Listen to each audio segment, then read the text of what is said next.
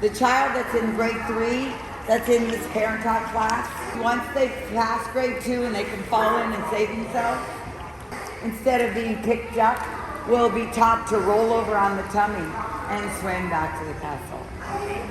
So that's how we can do a one-room schoolhouse within this parent-taught class. We don't have to have a beginner and advanced class.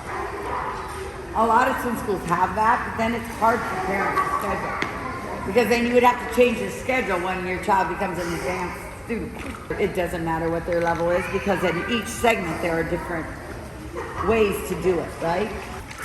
Also, when we do it this way, where everybody gets to swim in the same class, it means you can take advantage of all the parent-taught classes we have here at this time of year.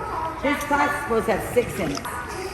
Other people could have taken this class for free. We allow this time of year for you to come every single day if you want. You just call in the day you're not normally scheduled and ask for an extra lesson. It's called All You Can Swim. So there are tons of parent-taught classes that are not full. You can be in one of these classes. Even if I have a full class, chances are one person is going to be absent. You can fill that. Okay. So, I want you to know that you can also take privates. Even if you're a parent-taught group lesson price, you can use your all you can swim per in some of these private lesson spots.